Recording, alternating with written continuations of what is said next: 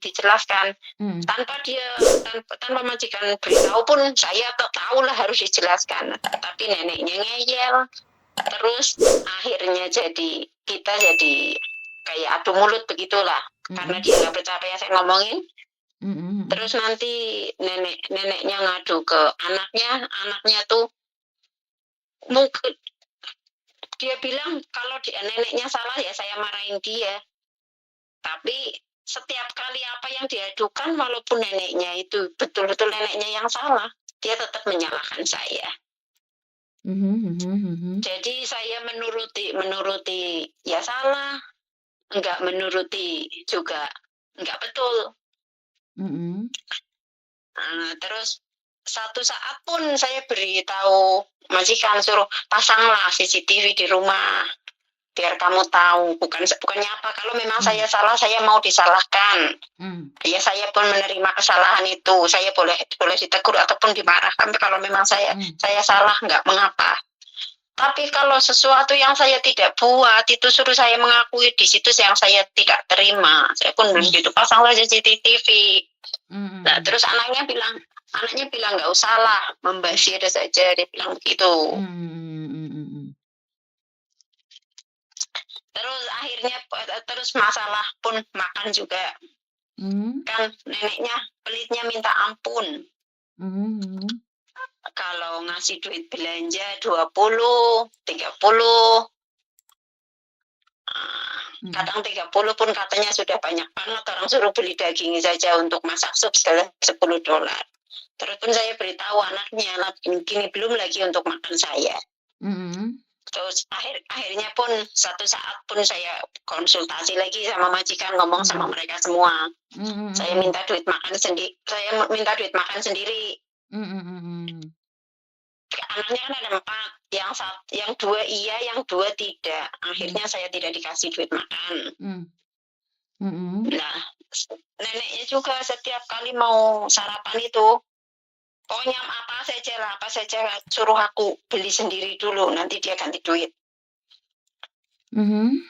Terus apa saja yang saya masak, dia kan suka, apalagi bakso, dia suka banget kan bakso.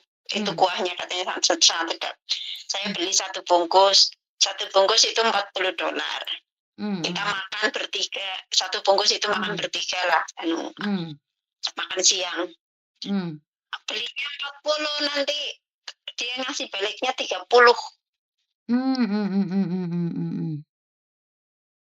Jadi saya bingung, aslinya saya visa saya baru diperbarui 2 bulan, sebab kan sekarang visanya 1 tahun 1 kali baru diperpanjang kan. Saya pengen nge-break, tapi saya takut visanya nggak turun. Saya teruskan, saya di sini sangat tidak nyaman sebab setiap hari, walaupun saya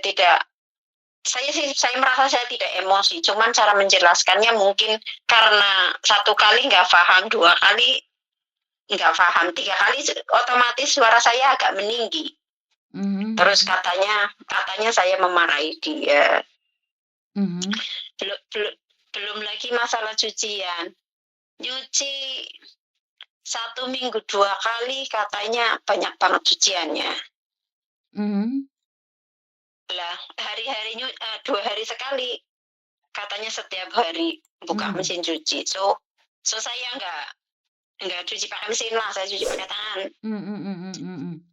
Cuci pakai tangan, memang pakai tangan ya otomatis netes, orang nggak bisa dijemur di luar, nyebutnya tuh di balkoni. Pun sama kakeknya dibilang nyuci kayak gitu semua tempat basah. Nah, pokoknya semua serba salah lah. Oke, sekarang saya yang bicara ya. Oke, sampean di Hong Kong sudah berapa lama? Kalau dulu sih saya 6 tahun, 1 majikan. Terus tapi majikannya? ini saya 1 tahun lebih ya. Di sini 1 tahun lebih nih majikan ini. Tapi sebelum yang saya masuk ke sini, saya baru habis potongan 6 bulan, masuk ke 7 bulan. Saya baru habis potongan terus dinotis. Nggak tahu alasannya apa. Oke. sekarang gini ya, Mbak, ya. Soalnya saya jelaskan lagi tadi kepotong videonya. Jadi, sampean tahu kan setiap kali curhatan masuk ke saya secara langsung dan tidak langsung masuk di YouTube sama di Facebook, jadi saya tidak akan take down video ini. Oke, pertama, kalau menurut pendapat saya, ini pendapat saya saja ya, karena satu orang pendapatnya beda-beda. Iya. Saya pun sebagai anak, saya tidak akan memarahin orang tua saya demi sampean. Itu yang pertama. Wajar. Wajar seorang anak tidak akan memarahin orang tuanya karena pembantu. Sebentar ya. Halo? Iya, pingo ya? Oh, hai.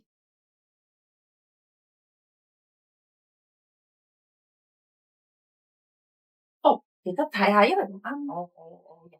應間電話每次啊，攞呢個電話號碼我打翻俾你好唔好啊？因為咁啱，係啊係，留係啊，介唔介意留意個電話號碼？好啊，唔該晒，拜拜。Oke, jadi sekali lagi saya cuman pengen bilang sama sampean, masa-masa adalah masa penyesuaian buat sampean, karena sebagai seorang anak, walaupun orang tua kita salah, nggak mungkin dong kita menyalahkan dia. Itu sudah sangat wajar sekali bagi saya. Sampean sendiri juga akan berpikir seperti itu. Saya pun memahami itu. Saya pun memahami itu. Nah, itu yang pertama. Dan yang kedua, karena saya sendiri juga ada 2 ceceng di rumah. Jadi saya memahamin banget karakter orang tua saya. Jadi kalau orang tua saya itu sukanya dirayu.